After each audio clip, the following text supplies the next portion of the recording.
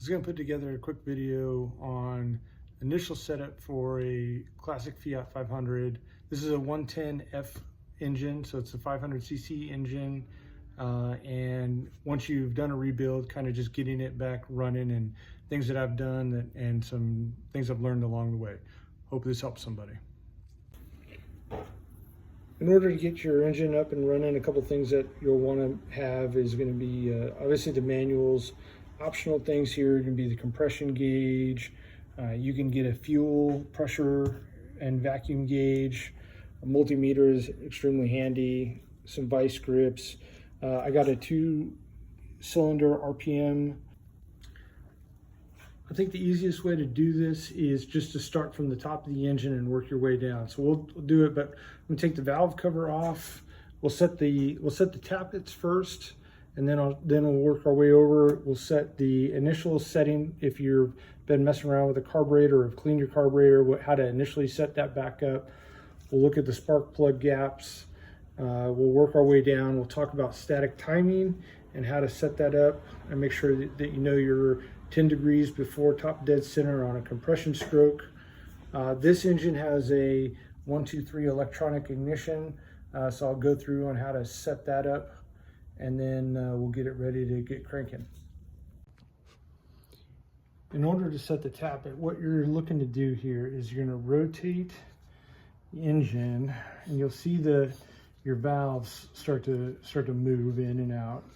I'll just spin it around so we can see it. So there's number 1 cylinders on this side, number 2 is on the far side. So as number 1 is compressing there on the intake, right now you'll see that they're both coming back to a neutral position. So all the pressure is on the second cylinder back here, which means that these two, rotate this just a little bit more, right here. Now the pressure is off of these two tappets. So these are the two that you're looking to measure the gap on. In order to do that, you just get your spanner and you're looking to be able to, this is the 0.015, you're looking to be able to slide this through and have movement where it can go in and out. So that's okay. This one right here, I can't push it through. So this one is too tight. So I'm gonna show you how to adjust this. Okay, so to do this, we get it's a number 11 millimeter. You gotta loosen up this bolt here, or this nut, just a little bit. Just crack it so it's loose. And then this is where you wanna use some vice grips.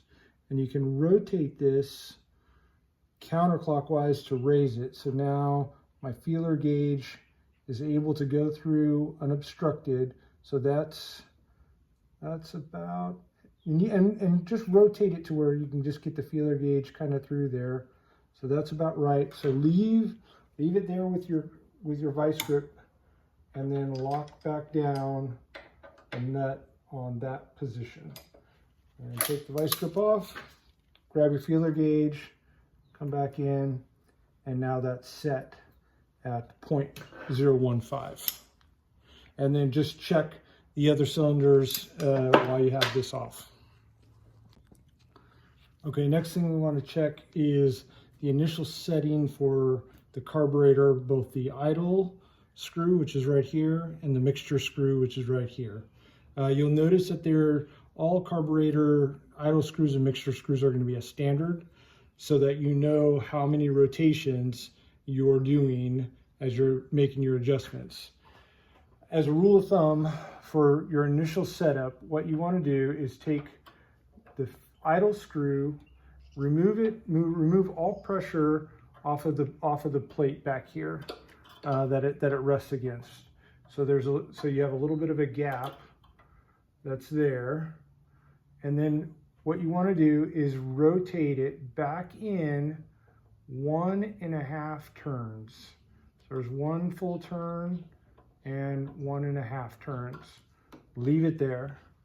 The same with your mixture screw. So rotate your mixture screw in until you feel it. You don't want to smash the needle, but just till where the needle is making, you can feel it starting to compress. Stop. From there, come out 1 or half, 1.5 turns. So both your idle and your mixture screw get put in 1.5 here and 1.5 out here for your initial setup.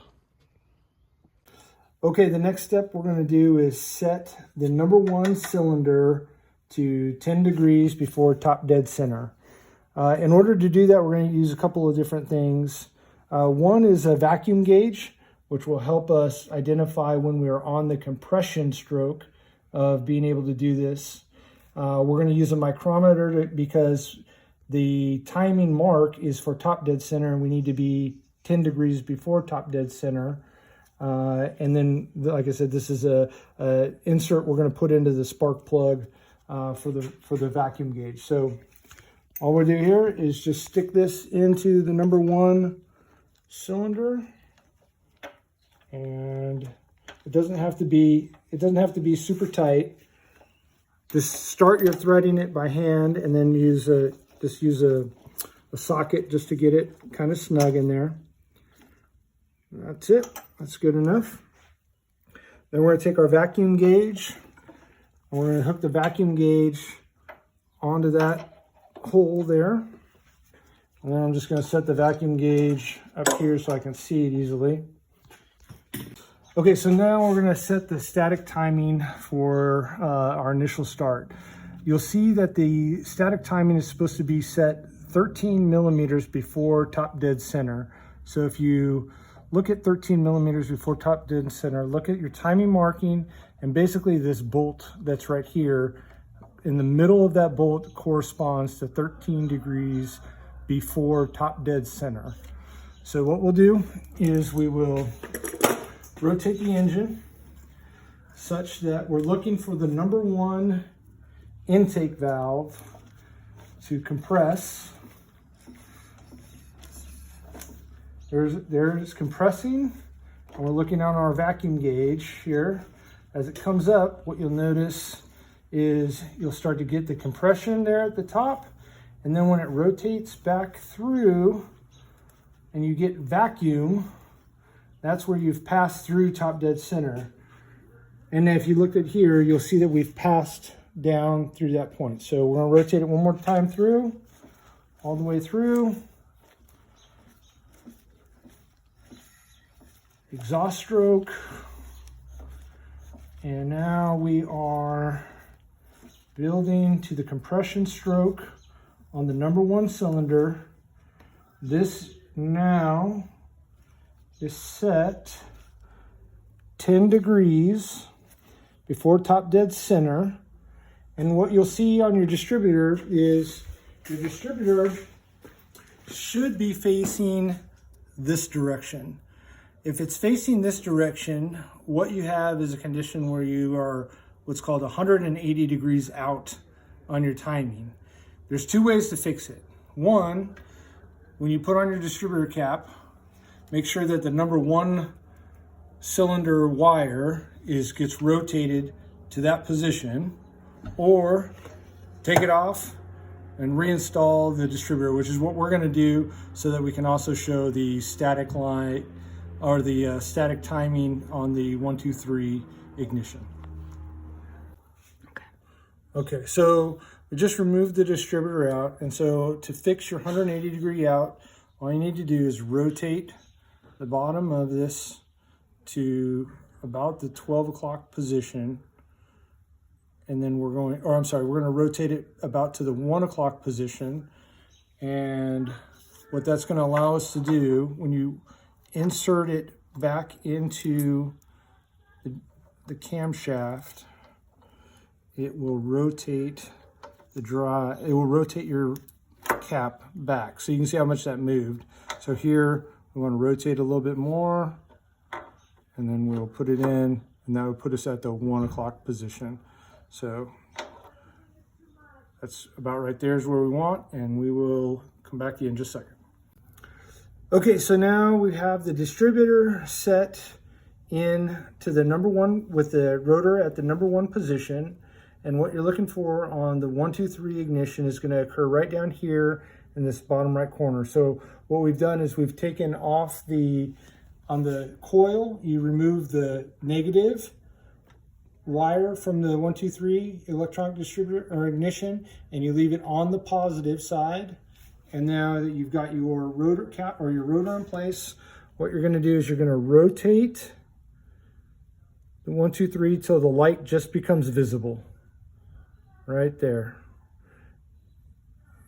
and or the LED light is visible right there.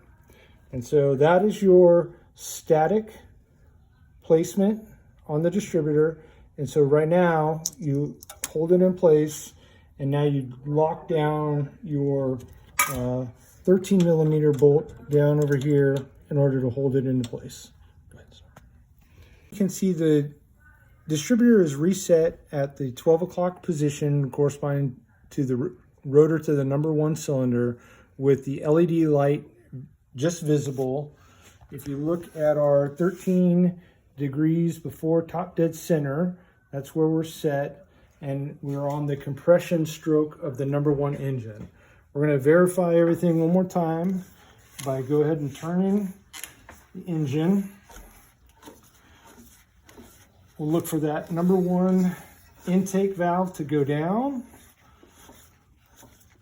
We're looking for it to come up.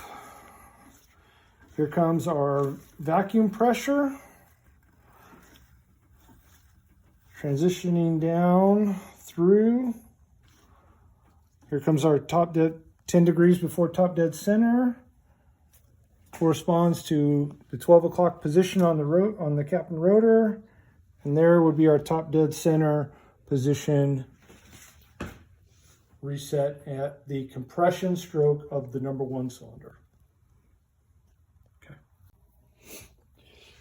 Okay, I had to go back. The manual, the Fiat manual talks about setting your time to 10 degrees before top dead center, and the 1, 2, 3 ignition book talks about setting it at top dead center. So I wanted to try both, and I set it to 10 degrees before top dead center, and it was running pretty rough.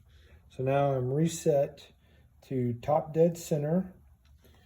Take the 1, 2, 3 ignition.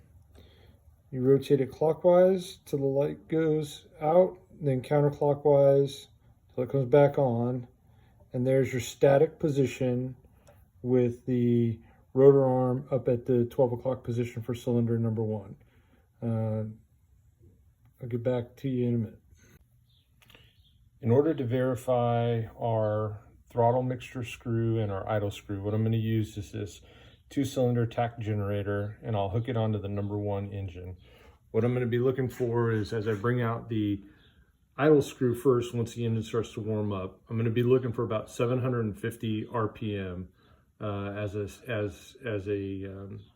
baseline number there. And then I'm going to take the mixture screw. I'm going to screw in the mixture screw until the RPM starts going down. At that point, I'll bring it. That's my leanest mixture that I can run. Then I'm going to start bringing it back out and looking for my RPM to increase again. And then when I notice that the RPM no longer increases, I'm using basically a half turn at a time, I'm going to stop and go reset it back to the position of which the highest RPM, smoothest sounding engine that we can set up is going to be, and that's basically going to be our setup for the carburetor to get it going. Okay, what I'm going to do here, it's about 880 right now on the RPM. I'm going to adjust the idle screw first, and I want to stay around the 850 range after I give it a little acceleration. So I'll make an increase on the throttle or the idle screw. Half turn in. RPM's now at about 890, 900 by making that adjustment. So it's a little bit high, so I'm going to take that back out.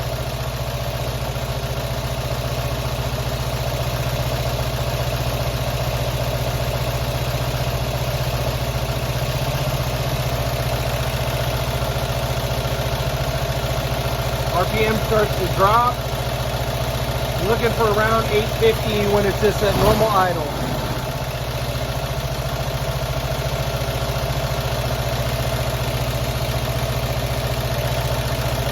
Maybe just a little bit more out.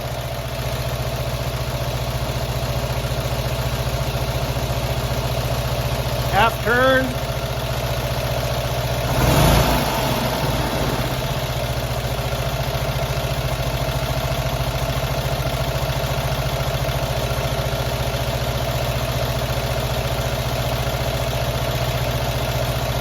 That's about right. That sounds good. I'm in the ballpark. Now I'm going to adjust the mixture screw. And we're going to go in until we start to stall the engine, and then that's going to be our leanest point. And we're going to work our way back out.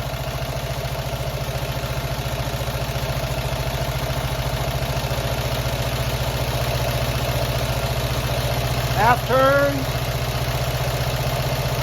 Full turn, about to die. Bring it back out. There's our half turn. We're at about 890, so we're seeing an increase in RPM. Now we're going to look for our RPM to where we bring it back out and we don't get an increase in RPM anymore. 930.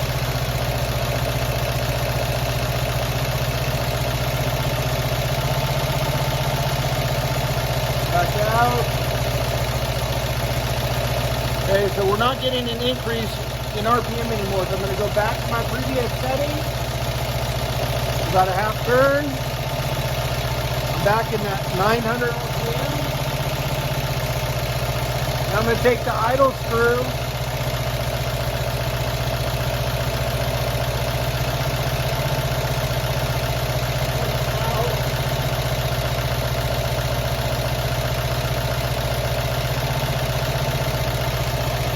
Increase the idle RPM a little bit of gas. Now I'm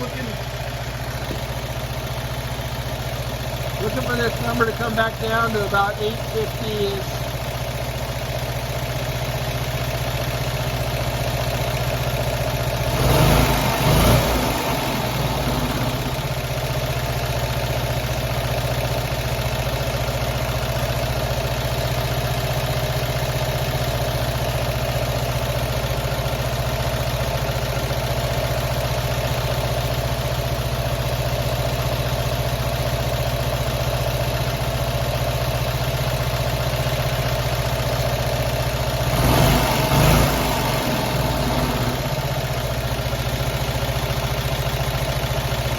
There's about 850 set on by adjusting the idle screw first, mixture screw coming back, and then we're just looking for a nice steady RPM.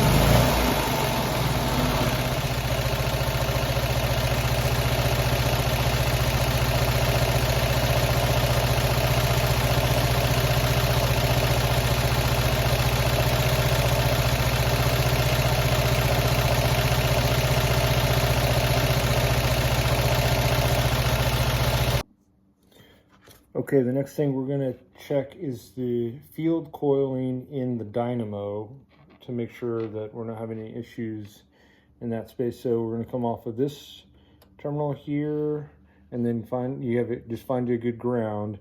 We should be seeing around 8 ohms and we're at 8.3. So the field coil wiring in this dynamo checks good. Okay, for the next test, we're going to check the output out of the dynamo. We'll be looking for around 12 volts. In order to do that, you got to run your field coil from the positive to the negative, basically bypassing the voltage regulator. We'll start it up. We'll put the positive here. I'll ground it back down to this bolt, which I know is a good negative, and we'll be looking at what the voltage is on the multimeter.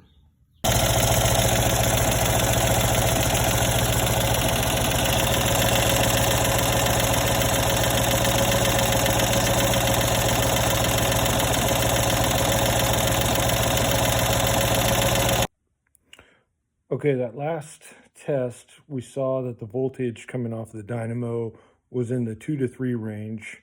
We know that the field coils are testing well. I know that this dynamo has new brushes in. I put new brushes in, which leads you to the commutator needing some work. So the next step is going to be to take off all the tinware, pull this commutator out, and we'll clean it and see if that fixes the problem. Okay, to get access to pulling the dynamo out, which we're going to do here in a moment, you got to remove the top 10 piece, the back 10 piece. You're going to have to remove this fan via this bolt here or nut here. And then we're going to end up pulling off the pulley here and then get access finally to pull the dynamo out and check the commutator. If you ever have to get the dynamo out, it's a 17 mil nut on the back here. But what I have found, because if you just try to rotate it, obviously it's not going to come out. What I found is grabbing some kind of pry bar and putting it in on the flywheel here. Gives you something to then subsequently apply pressure in order to break that lock and then get the bolt out. And then this has to be retorqued when you put it back in. I believe it's 23 foot-pounds of torque, but I'll double check that. All right, thanks. Okay, there's 3 tests that we're going to do to check this commutator on the dynamo. The first one is a bar to ground. So what I've done is I've hooked up the multimeter to a known good ground, and on this then I'm using my leaf spring as a holder for the shaft here. But what you want to do is you want to go on each individual bar and make sure that you have an open circuit and go all the way around. So find a known point. There's a little marking right there. So do that and go around all of them and make sure that you have an open circuit on each one. For the 180 test, what you want to do on the commutator is go to bars that are 180 degrees out from one another, and you're verifying the ohms on those individual bars. So here about 0.4, and then you just need to rotate one bar either side and do the 180, and you want to do it all the way around, and you're just making sure that the ohms are within, close to one another as you check each individual 180 all the way around the commutator.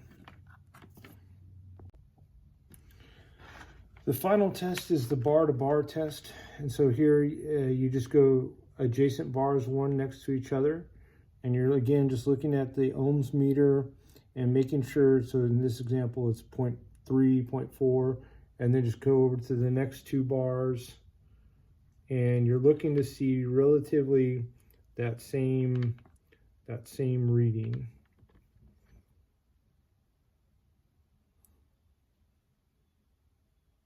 Point 0.4, go to the next 2, 0.4. Okay, one other thing we're going to do is we're going to take a hacksaw blade and go in between each of the bars on the commutator and clean out any dirt or debris that may have gotten in between the bars. And just take your time and go all the way around the commutator, cleaning up each gap in between the bars.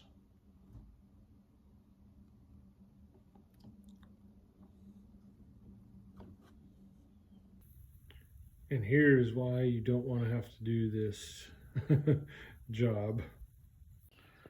If you go this far and you're taking off the tinware, this is also a great time just to go ahead and touch it up if you need to. Okay, now that we've checked the commutator and we have also cleaned up the brushes as well, going back in, I'm going to go ahead and reinstall, put it back together. One significant mistake I made when taking out the accumulator was I ended up cross-threading these threads on accident. But what I was able to do was just use a die and then re-thread these so that I get another 10 mil nut on there. Seems to be working fine.